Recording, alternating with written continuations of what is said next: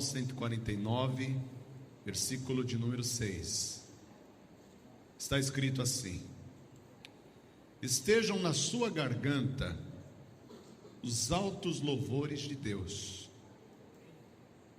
e a espada de 2 fios nas suas mãos.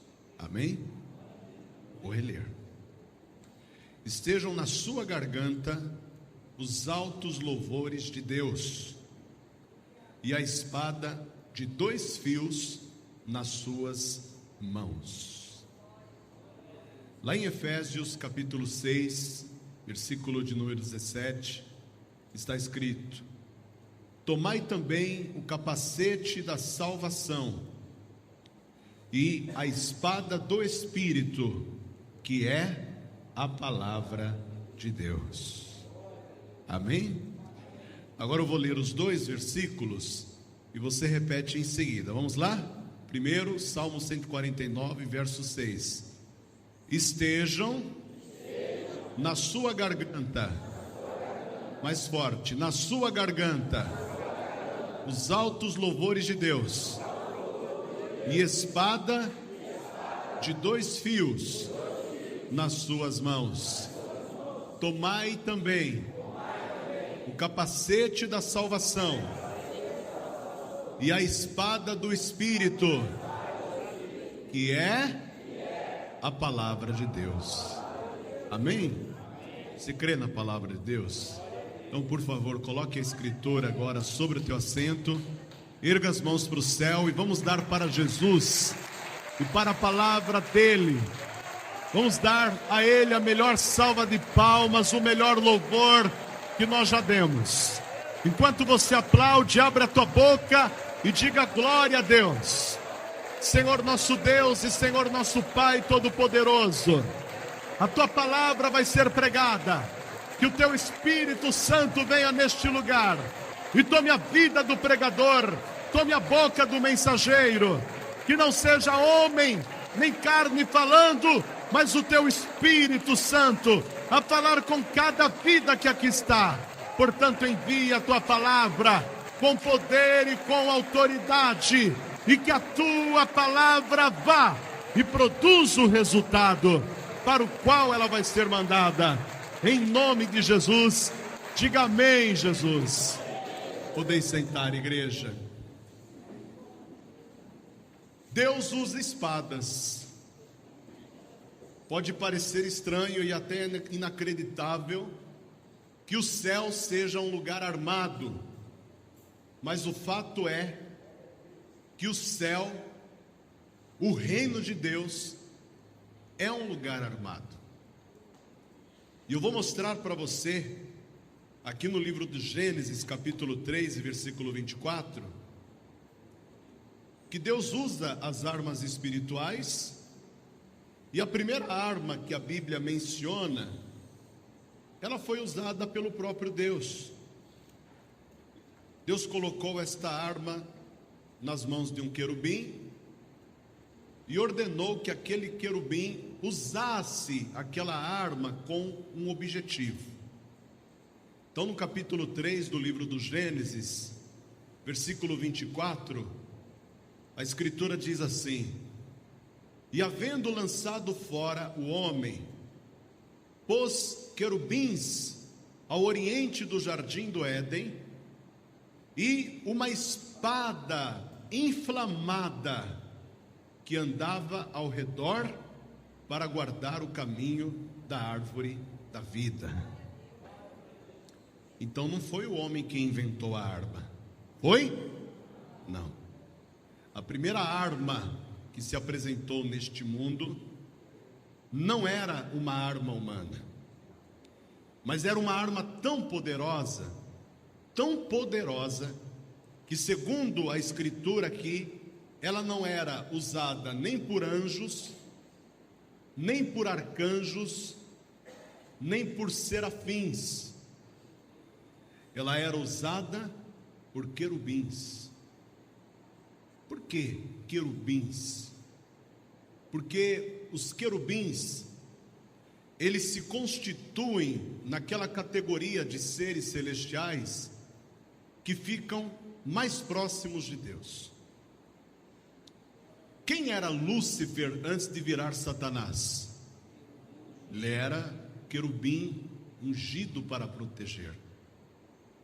Alguns teólogos preferem afirmar que ele era como se fosse o braço direito de Deus, porque além de ele ter recebido de Deus a capacidade para proteger aquilo que Deus tinha criado e estabelecido, ele também era o regente do coro de anjos lá na glória. Então ele tinha uma importância grandiosa diante de Deus, e não só diante de Deus, mas também diante de todos aqueles seres celestiais que Deus havia criado e colocado diante dele. Então ele era um querubim ungido para proteger. Só que aí, no versículo 24 que você leu, nós aprendemos logo de cara aqui no versículo 24, para que serve a espada de Deus. Se você ler do capítulo 3 para trás, você não vai ver aí nenhuma arma, nenhuma lança, nenhum escudo, nenhuma bazuca. Então vamos pegar aquelas armas de antigamente. Como é que se chamava aquela arma que eles usavam geralmente para atacar as fortalezas de longe? Eles colocavam uma pedra bem pesada, aí eles puxavam aquilo e soltava, aí aquela pedra era arremessada para longe. Como é que se chamava aquela arma? Mas que nomezinho para dar por uma arma, né?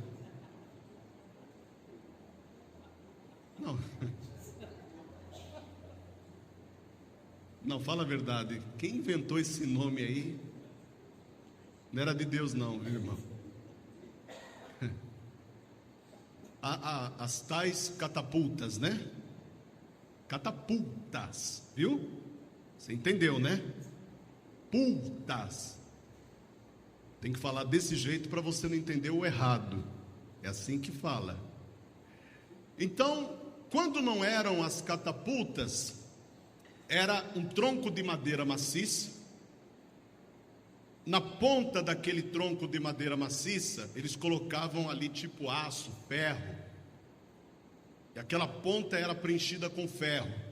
Sabe como se chamava aquela arma para derrubar portas e muros também de grandes fortalezas? Arietes. Arietes. Lógico que estas armas não são mais utilizadas nos dias de hoje. Hoje você quer derrubar uma fortaleza, quer derrubar um muro, quer derrubar uma casa, contrata lá um trator, não é? Ou mesmo, como é que chama aquele guindaste, que tem aquela bola de ferro, eles vão lá e destroem tudo. Mas naquela época não tinha esse tipo de arma. Veja que nenhuma destas armas foram mencionadas na palavra de Deus. A primeira arma que foi mencionada na palavra de Deus foi a espada. Então diga assim comigo: eu preciso ter uma espada. Não. Levanta a mão assim, não é He-Man não, viu? Nem She-Ra. Levanta a mão assim e fala: eu preciso ter uma espada.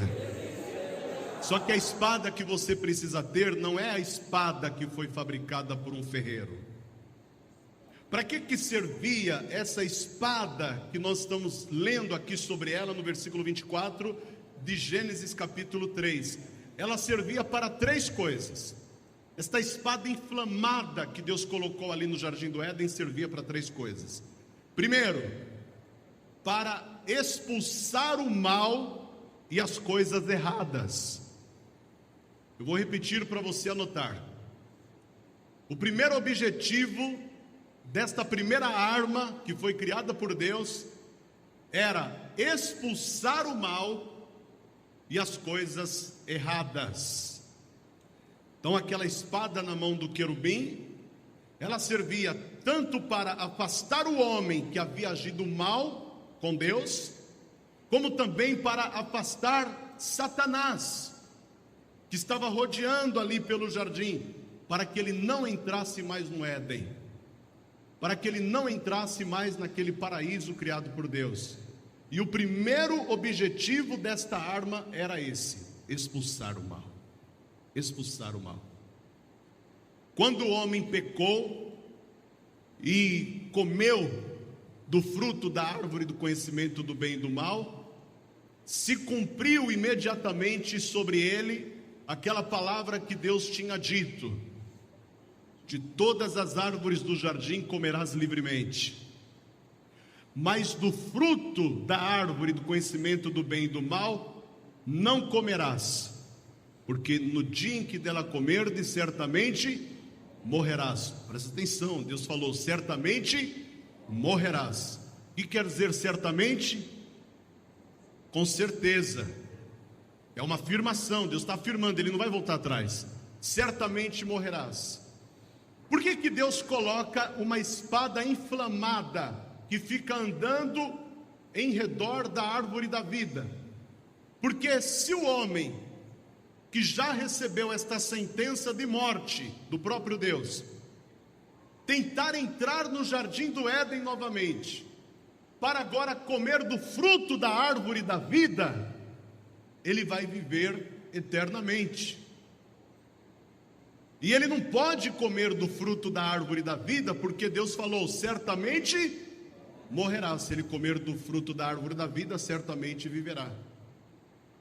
Então, para não cair por terra aquela palavra que Deus já tinha dito, Deus colocou uma espada inflamada para proteger o caminho da árvore da vida, para que o homem também não se apropriasse do fruto da árvore da vida e vivesse eternamente. Você está compreendendo isso? Sim ou não? Deus coloca esta espada inflamada, primeiro, para expulsar o mal e as coisas erradas. No próprio versículo 24, diz assim, na parte B do versículo: e uma espada inflamada que andava em redor. Está escrito assim ou não? Andava ao redor. A espada andava ao redor. Observe que esta espada se movimenta. Ou seja, a espada de Deus não é uma espada inativa ou passiva. É uma espada ativa, é uma arma ativa. É uma arma que tem vida. É uma arma que reage no momento em que o mal está se aproximando ou as coisas erradas estão se aproximando. Ela age por si mesma, porque ela foi construída por Deus, ela foi fabricada por Deus com esse objetivo, de proteger o Éden, de proteger o lugar que Deus criou como um paraíso das coisas erradas e do maligno. Então ela age sozinha. Olha para a pessoa que está do teu lado e diga assim: a espada de Deus é uma espada viva. Fala de novo: é uma espada viva. E no final do versículo 24 diz: para guardar o caminho da árvore da vida. Então a espada de Deus, ela também serve para guardar. Para guardar. Quando você tiver esta espada na tua mão, então você vai ter o poder de expulsar todo o mal que estiver te cercando, toda a cilada do diabo e toda a armadilha do diabo que tiver sido preparada contra você, vai ser revelada e vai ser destruída imediatamente por causa desta espada que está na tua mão. E ao mesmo tempo, quando o diabo tentar te atacar, esta espada viva de Deus vai te proteger de todo ataque do maligno, vai te guardar de toda a intenção do inimigo, e nada do que o inimigo fizer vai poder tocar em você, porque a espada de Deus, ela está viva e pronta para te guardar. Diga glória a Deus. Vamos avançar aqui. Lá no livro de Levítico, Levítico é o terceiro livro, capítulo de número 26, e a gente vai ler o versículo de número 8.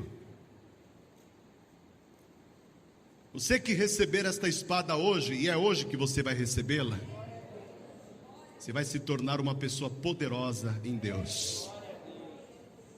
Versículo 8 do capítulo 26 de Levítico. Olha o que acontece com quem tem a espada de Deus na mão.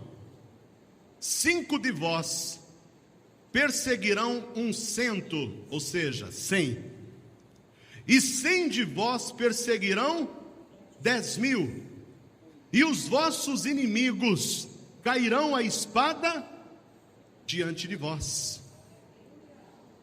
Então você sozinho, você sozinha, com a espada de Deus na mão, você vale por 20 soldados do inferno.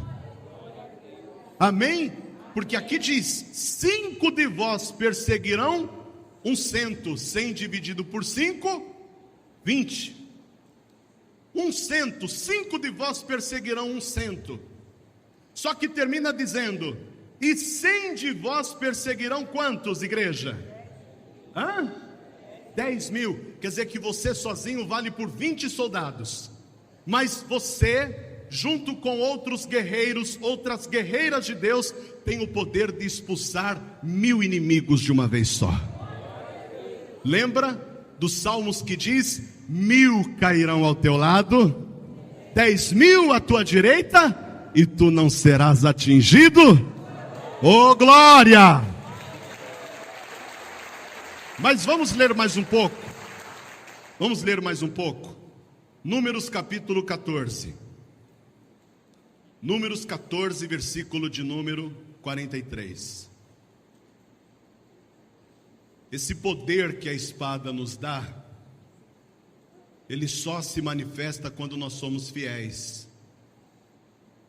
Ou seja, quando nós fazemos aquilo que Deus mandou a gente fazer.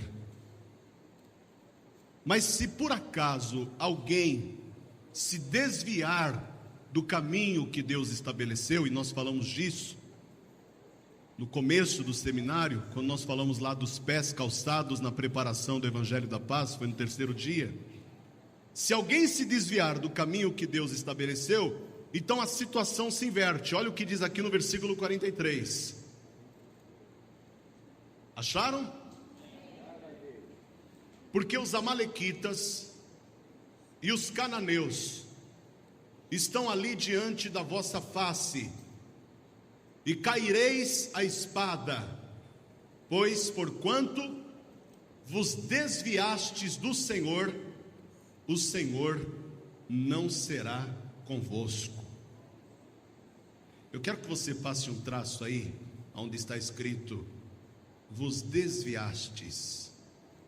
É muito importante a gente entender esse detalhe aqui. Porquanto vos desviastes do Senhor. Veja que Deus não vai entregar esta espada para aquela pessoa que está desviada. Porque você já entendeu, conforme Paulo escreveu em Efésios 6,17, que a espada do Espírito é o quê? Se a pessoa está desviada da presença de Deus, é porque ela não conhece a espada, que é a palavra de Deus. E se ela se desviou, é evidentemente que a espada de Deus não está na mão dela. Porque quem tem a espada de Deus na mão, não se desvia jamais. Por que as pessoas se desviam? Porque elas abandonam a espada. Quando a pessoa abandona a espada, que é a palavra de Deus, ela enfraquece espiritualmente. Porque é a palavra que sai da boca de Deus que nos fortalece no dia da batalha. É a palavra que sai da boca de Deus que nos dá vigor para enfrentarmos os desafios e os obstáculos que o inimigo vai colocar na nossa frente. Uma vez que nós abandonamos a espada, abandonamos a palavra de Deus, nós perdemos a força e a capacidade de nos mantermos de pé diante das batalhas que nós enfrentamos na vida. Você está compreendendo isso? Então diga para a pessoa que está do teu lado: você não pode abandonar a espada. Fala, segura a espada aí com força.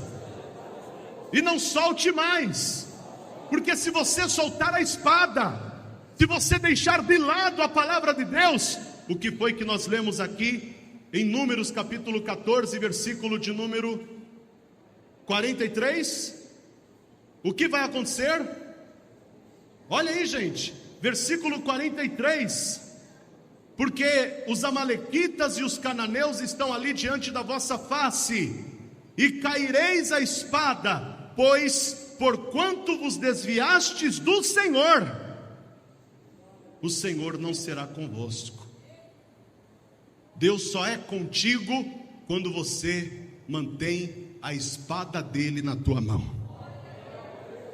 Quando você abandona a espada de Deus, quando você despreza a palavra de Deus, quando você se desvia da palavra de Deus, não é a tua espada que vai prevalecer contra o inimigo, é a espada do inimigo que vai prevalecer contra você. Não diga glória a Deus agora. Você está compreendendo? Agora olha lá no interior dos olhos da pessoa que está do teu lado e fala assim: você vai se desviar, irmão? Fala: Deus me livre. Quem são estes amalequitas e cananeus citados aqui no versículo 43? São aqueles que representam os inimigos espirituais do povo de Deus. Deus quer colocar esta espada na tua mão para você destruir as fortalezas do inimigo, não para você ser destruído por ele. Amém, igreja? Vou te mostrar aqui, já que nós estamos no livro de Números, vai lá no capítulo 22, que eu quero mostrar para você um caso na palavra de como a espada do Espírito serve para você desfazer até maldições. Tinha um rei chamado Balaque, que era rei dos Moabitas, e esse rei soube que depois que o povo de Israel saiu do Egito, mesmo desarmados, porque eles não tinham armas, eles não tinham lanças, eles não tinham arco e flechas, eles não tinham espadas, eles não tinham escudo, eles não tinham arma nenhuma. Mesmo desarmados, eles conseguiram destruir todas as nações que estavam no caminho deles. Inclusive, quando eles deixaram o Egito, eles deixaram o Egito devastado. Não sei se você lembra que quando Moisés tocou com a vara na água e o mar vermelho se abriu, aqueles 600 mil homens que saíram do Egito, fora as mulheres e as crianças, atravessaram o mar vermelho. E quando a última pessoa atravessou, Deus mandou que Moisés estendesse novamente a vara, e o mar vermelho fechou, e todos aqueles soldados egípcios morreram afogados no mar vermelho. Foi um prejuízo grande que a nação egípcia sofreu. Mas por quê? Por que aqueles egípcios não conseguiram prevalecer contra um povo que estava desarmado? Porque as armas daquele povo não eram carnais, mas espirituais e poderosas em Deus para a destruição das fortalezas. Amém?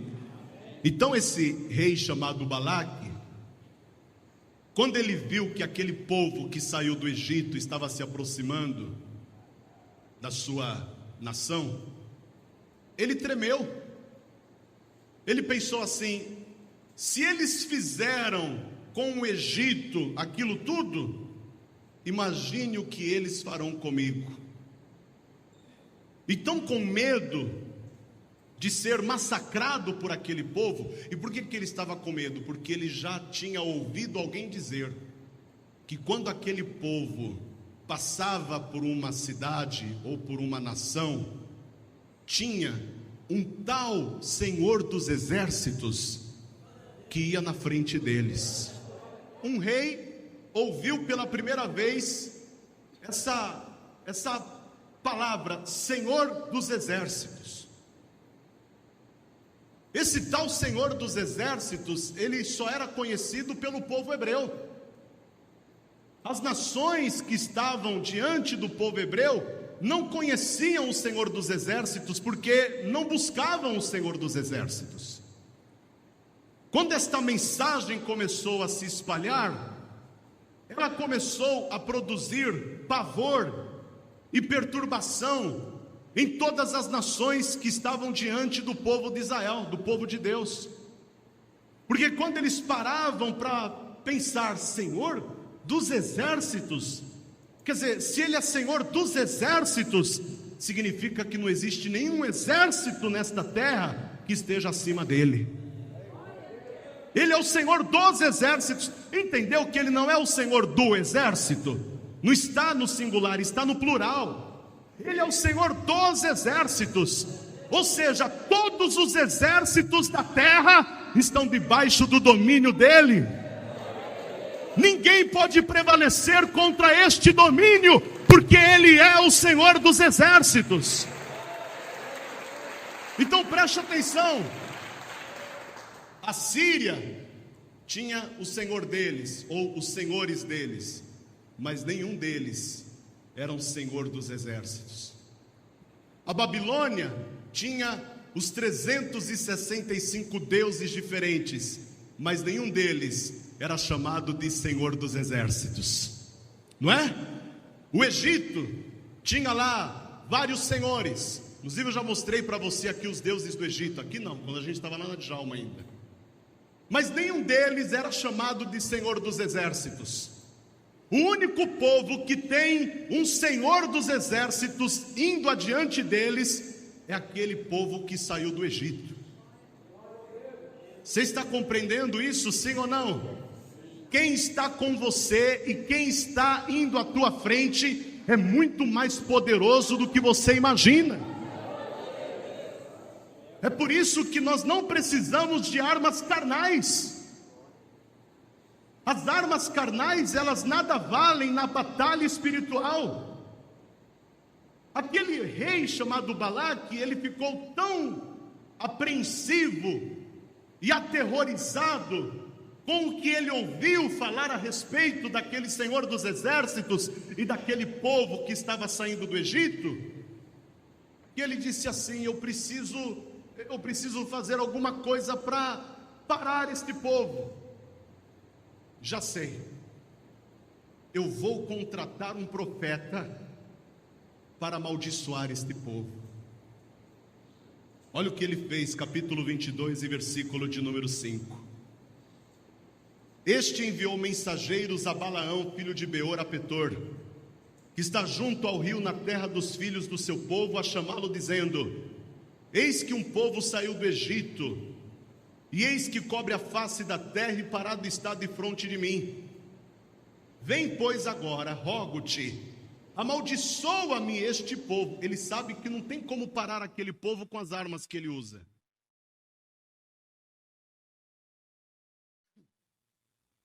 Esse rei chamado Balaque entendeu que todo o arsenal bélico que ele possuía não servia de nada diante daquele povo. Ele entende que a única maneira de parar aquele povo é amaldiçoando aquele povo. E eu te pergunto, a maldição é uma arma física ou é uma arma espiritual? Espiritual.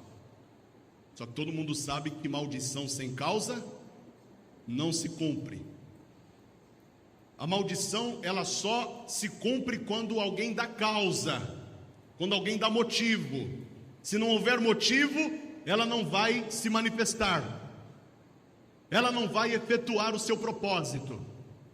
Então veja que ele diz assim: vem, pois, agora, rogo-te, amaldiçoa-me este povo. Olha o que ele diz agora: pois mais poderoso é do que eu. Nós chegamos no momento da batalha, e hoje é o dia último. Hoje nós estamos no final da batalha. A batalha está terminando hoje, e o diabo já está reconhecendo: este povo é mais poderoso do que eu.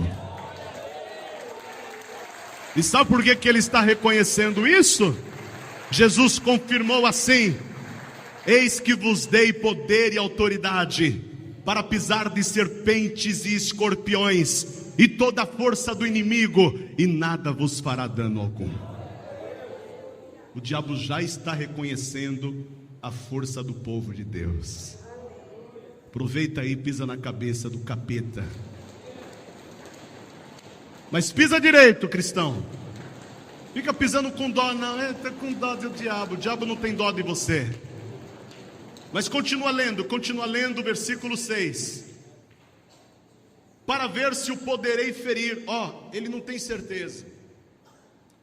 Rogo-te, amaldiçoa-me este povo, pois mais poderoso é do que eu, para ver se. Se não denota dúvida. As pessoas gostam de falar, se Deus quiser, porque elas já estão duvidando. É ou não é? Se Deus quiser, se o Senhor quiser, já começa com dúvida. Você acha que Deus quer que o seu povo seja derrotado? Você acha que Deus quer que o seu povo seja humilhado? Você acha que Deus quer que o seu povo sofra? Você acha que Deus quer que o seu povo seja condenado? Não, então para com esse negócio de se Deus quiser. Para com essa bobagem, se Deus quiser. Você tem que mudar a tua maneira de falar. Você tem que parar com essa fé relativa e começar a partir para uma fé absoluta.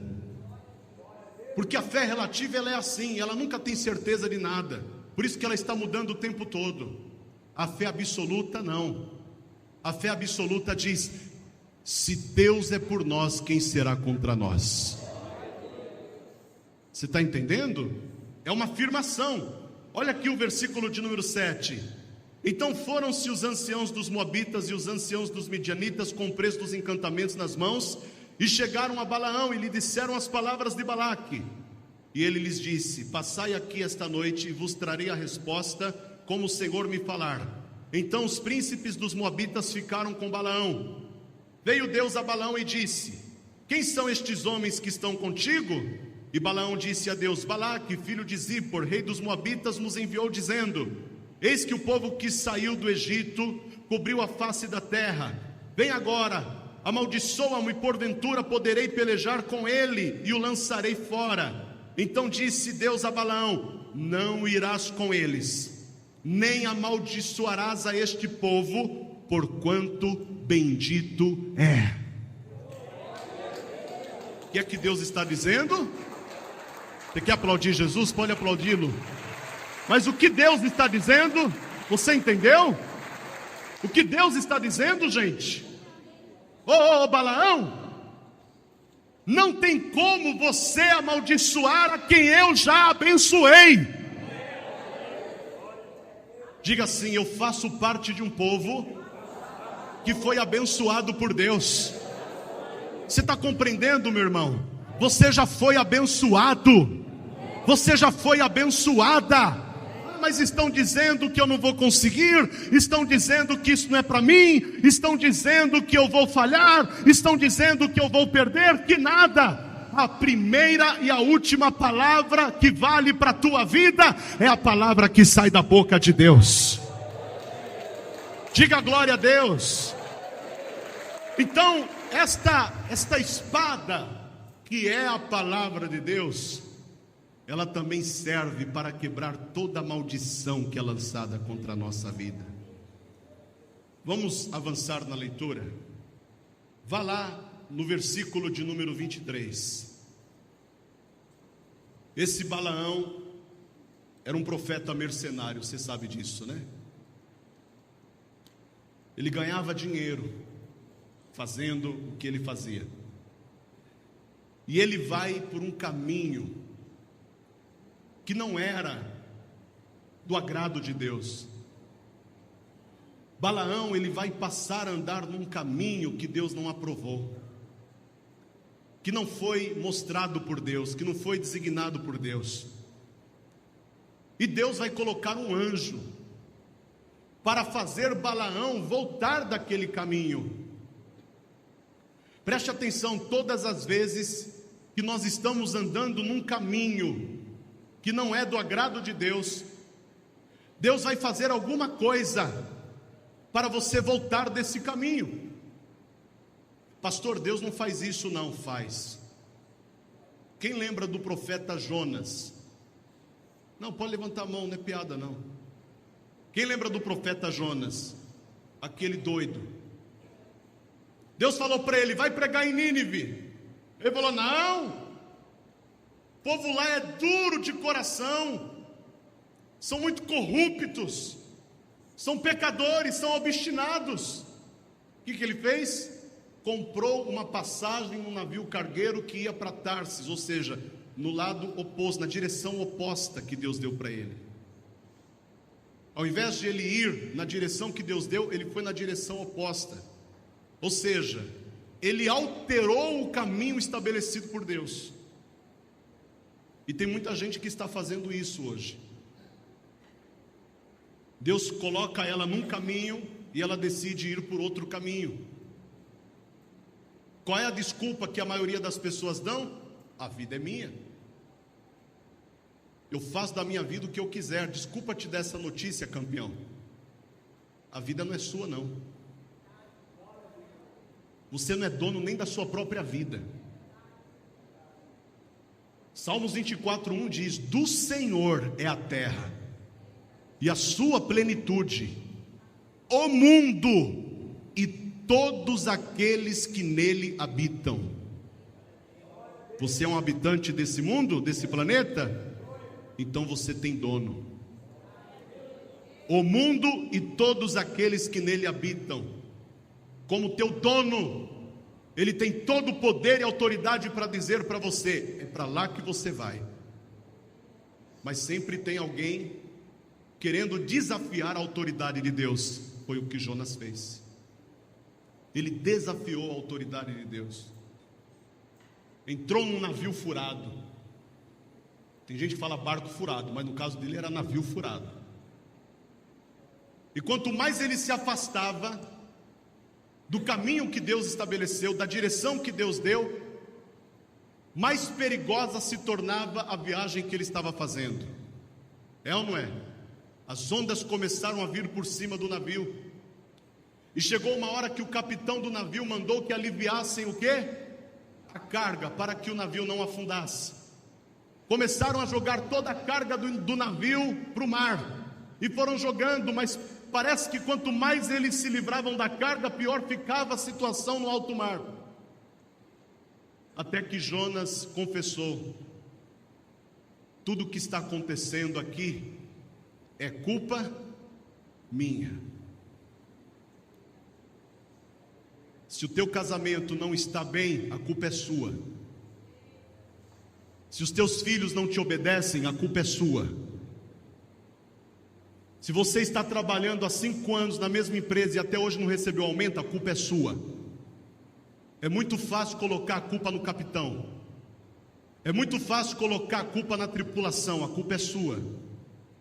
Só no momento que Jonas assumiu a culpa é que Deus acalmou a tempestade. Mas antes de acalmar a tempestade, ele teve que ser arremessado no mar. E um grande peixe o engoliu, para fazer ele ir na direção que Deus ordenou e ele não quis seguir. Jonas passou 3 dias e 3 noites nas entranhas do peixe. E no 3º dia Deus fez o peixe vomitar a Jonas na praia. E ele teve que ir para o lugar que Deus tinha mandado ele ir. Se não for por bem, vai por mal. Você está compreendendo isso? Sim ou não? Sim ou não? Sim. Amados, vamos entender uma máxima. Deus é criador. Eu sou o quê? Criatura. Quem manda? É o criador ou a criatura? Criador. Deus é Senhor. Se Ele é Senhor, eu sou o quê? Servo. Quem é que manda? O Senhor ou o servo? Amados, nunca aconteceu e nunca acontecerá de o servo mandar no Senhor. Nunca. Deus é Pai. Se Ele é Pai, eu sou o quê, gente? Quem é que manda? Lembra do ditado: manda quem pode? obedece quem tem juízo. Então tenha juízo, meu irmão.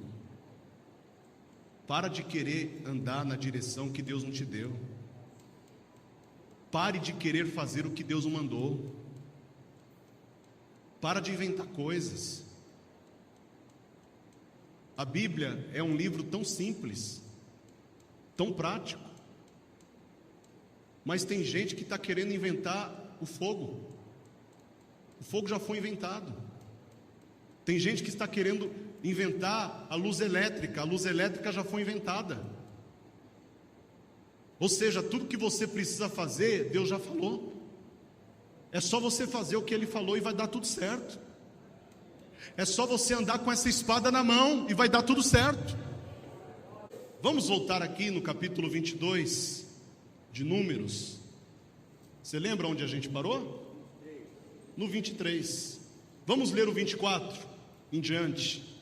Versículo 24 diz: Mas o anjo do Senhor pôs-se numa vereda de vinhas, havendo uma parede desta banda e uma parede da outra.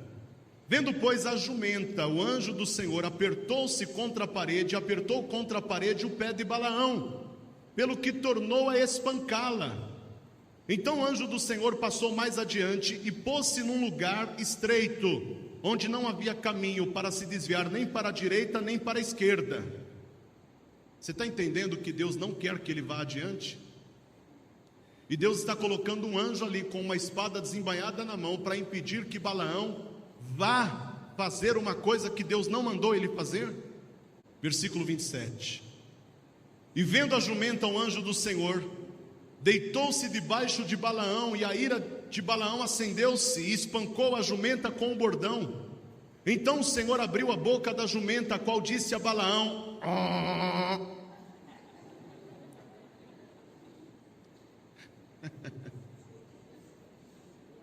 Meu Deus, Deus está usando esse jumento aqui para falar com você hoje. Eu sou o jumento de Deus aqui, estou te avisando, hein?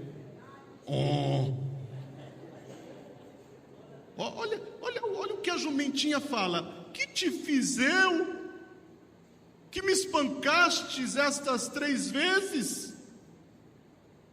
Imagina a cena. E Balaão disse à jumenta: por que zombastes de mim? O primeiro bullying na Bíblia foi praticado por uma jumenta. Balaão se sente vítima de bullying.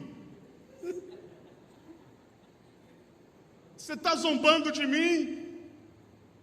Ele está conversando com a jumenta como se estivesse conversando com um ser humano. Tomara que tivesse eu uma espada na mão, porque agora te mataria. Olha o que ele quer. O que ele quer? Ele quer uma espada, mas ele tem espada? Por que ele não tem espada? Porque ele não está na direção de Deus. Deus só dá a espada do Espírito para quem anda na direção dele. E a jumenta disse a Balaão: porventura não sou eu a tua jumenta, em que cavalgaste desde o tempo em que fui tu até hoje? Costumei eu alguma vez fazer assim contigo? E Balaão respondeu: não. Então o Senhor abriu os olhos a Balaão, e ele viu o anjo do Senhor que estava no caminho, e a sua espada desembainhada na mão, pelo que inclinou a cabeça e prostrou-se sobre a sua face. Preste atenção nisso, queridos. Na hora que Balaão viu o anjo de Deus com a espada na mão, ele caiu por terra. Quando o diabo ver a espada poderosa do Espírito na tua mão, toda a força do inferno, toda a força do maligno vai cair por terra. O diabo vai se prostrar na tua frente, ele vai se prostrar diante de você, porque ele vai saber quem você é e qual é a espada que está na tua mão. Diga glória a Deus. Eu vou terminar. Abra comigo em Números capítulo 31, versículo 8. Sabe o que eu acho mais incrível? É que Balaão teve aquele encontro com o anjo de Deus. Ele viu Deus fazer a jumenta falar. E você acredita que o miserável não se converteu? Não, fala a verdade. Brincadeiras à parte, fala a verdade. Se Deus usa a boca do teu cachorro para falar que você está fazendo coisa errada, você não vai se converter? Quem tem cachorro em casa aí, levanta a mão. Meu cachorrinho, quando a gente chega em casa, ele só falta falar.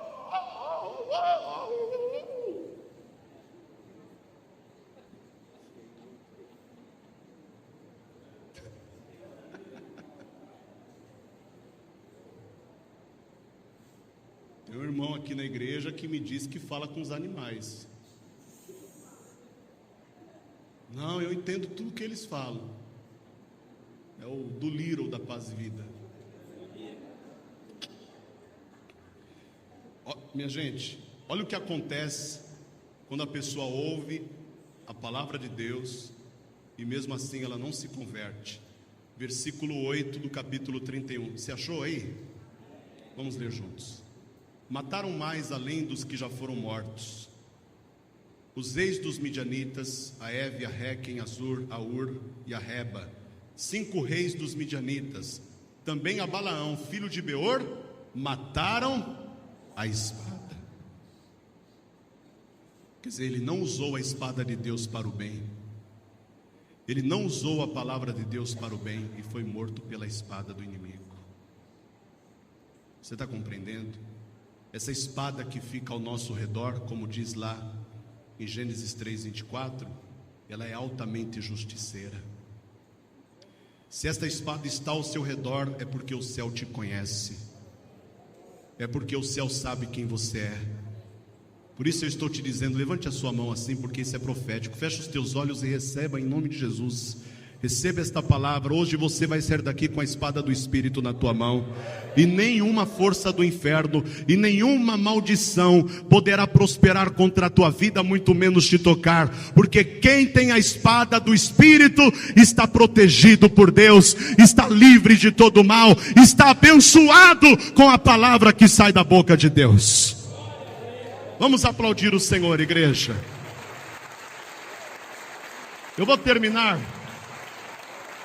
mas eu vou pedir para você voltar lá no texto base deste seminário. Qual é?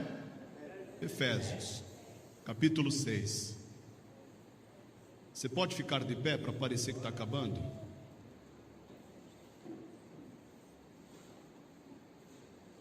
Efésios, capítulo 6, versículo 12. Você sabe que existem potestades, existem principados. O inferno, ele é extremamente organizado hierarquicamente. O inferno, ele tem muitos generais, ele tem muitos príncipes das trevas. E aqui em Efésios 6, versículo 12, nós lemos como funciona a organização do exército do inimigo. Aqui Paulo disse assim: porque não temos que lutar contra carne e sangue, mas sim contra, primeiro, principados. O que são os principados? Principado é um comando, é um governo, é uma organização. Principado vem de principal. Quem é o principal do nosso país? O presidente. Quem é o principal deste estado? O governador. Quem é o principal desta cidade? Prefeito. Quem é o principal da tua casa? Há controvérsias.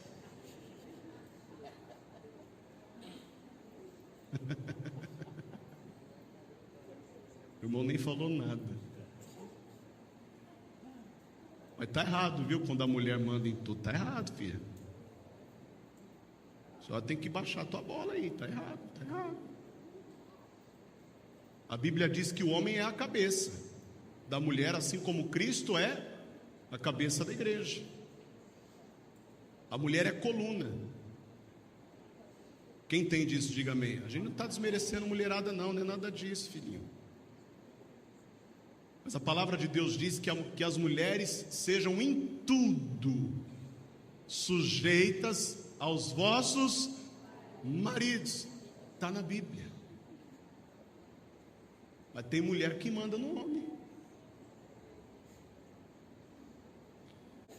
Depois dos principados, quem aparece aí? Veja aí na ordem, por favor. A potestade é a força unificada, ou a potência de uma nação. Vamos pegar aí por essa tradução de força unificada. Qual é a força unificada do nosso país? A força unificada do nosso país é formada por 3 poderes: exército, marinha e aeronáutica. Aconteceu uma guerra aqui no nosso país. Não é só o exército que vai ser acionado. A marinha e a aeronáutica vão se unir ao exército para combater contra os inimigos da nação. Então, a força unificada de uma nação, pelo menos na nossa, ela é formada pelo exército, pela marinha e pela aeronáutica. Então, potestade é isso. É quando todas as forças que constituem o poder bélico de uma nação se unem para cumprir um determinado objetivo. Então veja que muitas vezes quando o inimigo ataca a vida dos cristãos, ele não ataca sozinho, ele vem com toda a potestade, ele vem com toda a sua força unificada, porque ele sabe que atacar você não é como atacar qualquer um, porque você carrega na sua mão a espada do Espírito, que é a palavra de Deus. O diabo tem que usar toda a força, todo o poder bélico que ele tem para tentar destruir você, e mesmo assim não consegue. Você está entendendo como você é poderoso diante do inimigo? Depois das potestades, quem vem lá? Príncipes das trevas. Estes príncipes aqui são os governantes que regem esse poder. E por último aparecem as hostes espirituais, que são o corpo de um exército preparado para a guerra. Olha como o inimigo é organizado. O exército do inimigo é extremamente organizado. É por isso que, se a gente quer vencer na batalha espiritual, nós temos que ter o exército de Deus do nosso lado. E o exército de Deus só estará do nosso lado se nós estivermos caminhando na direção que Deus nos deu. Quando o diabo reúne a sua organização para se levantar contra os filhos de Deus, ele vem com 3 objetivos. Quais são os 3 objetivos? João 10:10: roubar, matar e destruir. Só que existe um outro exército que não veio para roubar, nem para matar, nem para destruir, mas para te dar vida, e vida com abundância. E aquele que está à frente deste exército, ele está com a espada do Espírito na mão. É o nosso Senhor e Salvador Jesus Cristo. Vamos aplaudir o Senhor Jesus. Vamos aplaudir a palavra dele.